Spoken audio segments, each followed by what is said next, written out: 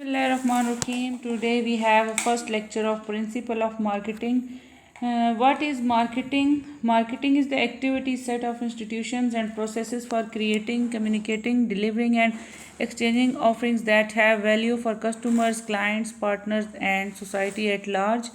Basically marketing क्या है? Marketing एक एक्टिविटी है जिसमें होल प्रोसेस होता है, जिसमें हमने कोई भी प्रोडक्ट जो है उसके डिज़ाइन करना होता है या क्रिएट बनाना होता है।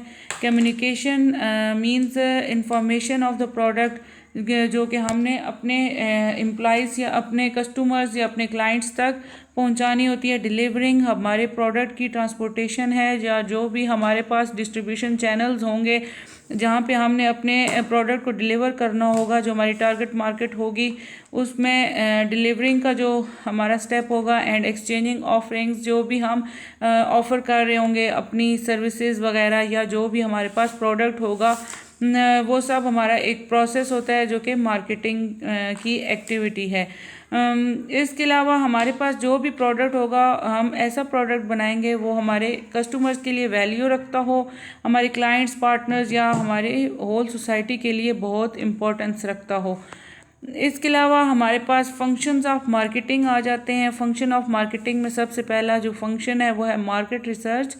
मार्केट रिसर्च क्या है? जब भी हम कोई प्रोडक्ट बनाने के बारे में सोचते हैं या कोई भी प्रोडक्ट हमने लॉन्च करना होता है, उसके लिए हम सबसे पहले मार्केट में विज़िट करते हैं, डिफरेंट इंडस्ट्री में विज़िट करते हैं, जहां हमें इस चीज़ की इन्फॉर्मेशन लेनी होती है कि हमारे प्रोडक्ट जो है वो हमारे कस्टमर्स के लिए कितना वैल्यू रखता है, या हमारे कंज्यूमर्स की एक्सपेक्टेशंस क्या हैं, उनकी डिमांड क्या है, उनकी नीड्स क्या हैं। हमने उनकी ज़रूरत के मुताबिक उस प्रोडक्ट को बनाना होता है या फिर उन तक डिलीवर करना होता है। उसके अलावा मार्केट प्लानिंग जो है वो सेकंड फैक्टर है, फंक्शन है ऑफ द मार्केटिंग है। सेकंड फंक्शन जो है उसमें हमने प्लानिंग करनी होती है, जो हमारे पास रोड मैप होता है हमारे प्रोडक्ट का, जिसमें हमने प्रॉपर डिज़ाइन किया हुआ होता है कि हमने अपना प्रोडक्ट जो है वो किस लेवल तक अपनी प्रोडक्शन रखनी है और हमारे मार्केट शेयर्स क्या होंगे, हमने किस तरह लॉयल्टी कैप्चर करनी है अपने कस्टमर्स की, हमने उनकी नीड्स या वांट्स को किस तरह फुलफ़िल करना है। उसके बाद हमारे पास थर्ड फंक्शन आ जाता है product design and development. Product design and development में हमारे पास जो रिसर्च बेस्ड डाटा हमारे पास आया होता है, हमने उसके मुताबिक हम अपने प्रोडक्ट को डिज़ाइन करना होगा या उसको डेवलप करना होगा, अपनी कॉस्ट ऑफ प्रोडक्शन को माइंड में रखते हुए, अपने प्रॉफिट मार्जिन को माइंड में रखते हुए। उसके बाद हमारे पास फोर्थ फंक्शन आ जाता है buying and assembling. Buying and assembling क्या है? बाइंग एंड असेंबलिंग में हमने जो भी रॉ मटेरियल ख़रीदना होता है, हमारे जो डिफरेंट सप्लायर्स होते हैं उनसे अपने कॉन्टैक्ट्स बनाने होते हैं, उनसे हमने डिफरेंट जो है जो अपनी कोटेशंस लेनी होती हैं, उनसे डिस्कशंस करनी होती हैं कि हमें कौन सा जो मटेरियल है वहाँ से इजीली अवेलेबल होगा और कौन सा किस क्वालिटी का प्रोडक्ट हमें बनाना है, उसी हिसाब से हमने अपना रॉ मटेरियल सिलेक्ट करना होता है। फिर उसको असेंबल करना होता है और असेंबल करके अपने जो है एंड प्रोडक्ट को डेवलप करना होता है। जो भी हमने प्रोडक्ट या सर्विस बनानी होती है उसके लिए हमने रॉ मटेरियल कहीं ना कहीं से ख़रीदना होता है, जो कि हमारे सप्लायर से हमें अवेलेबल होता है।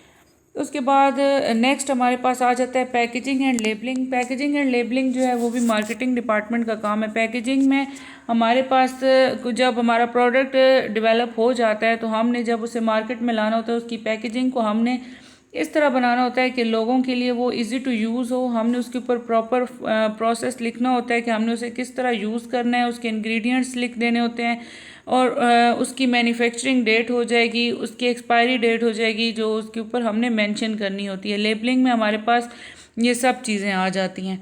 उसके अलावा हमारे पास नेक्स्ट जो फंक्शन है वो है ब्रांडिंग। ब्रांडिंग क्या है? ब्रांड किसी भी प्रोडक्ट का जो है नेम होता है, जो कि इतना फैसिनेटिंग हो या अट्रैक्टिव हो कि हमारे कस्टमर्स को अगर कोई चीज़ ज़रूरत है तो हमारा ब्रांड का नाम ऐसा होना चाहिए कि उनकी ज़रूरत को फुलफ़िल करने के लिए उनके माइंड में सबसे पहले हमारे प्रोडक्ट का नाम जो है वो क्लिक करे, ऐसा अट्रैक्टिव बनाएं। डिफ्रेंशिएट करें अपने प्रोडक्ट को डिफरेंट अपने कंपेटिटर्स के प्रोडक्ट से, ताकि जो भी है आपकी सेल इंक्रीज़ कर जाए आपके एज अ ब्रांड, आपके प्रोडक्ट का नाम।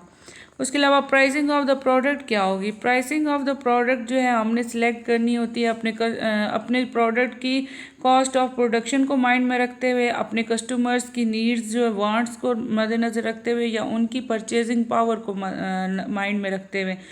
ऐसा नहीं है कि आपने जो है बहुत ही महंगा प्रोडक्ट बनाना है और जो कि आपके कस्टमर्स की परचेजिंग पावर से भी हाई हो उसकी कॉस्ट, तो वो आपको इतना प्रॉफिट नहीं दे सकता।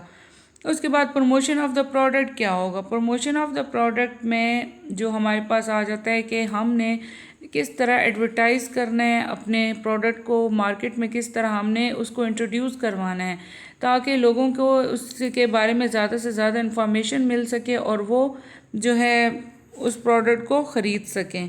उसके बाद हमारे पास आ जाता है warehousing and storage. Warehousing and storage क्या है? जब हमने सप्लायर से अपना रॉ मटेरियल ख़रीदना है तो उस रॉ मटेरियल के ज़रिए हमने जब एंड प्रोडक्ट बनाना है उसके लिए हमें बल्क में चीज़ें ख़रीदनी पड़ेंगी, और जब हमने अपना प्रोडक्ट बना लेना है तो वो भी हमारे पास बल्क में होगा।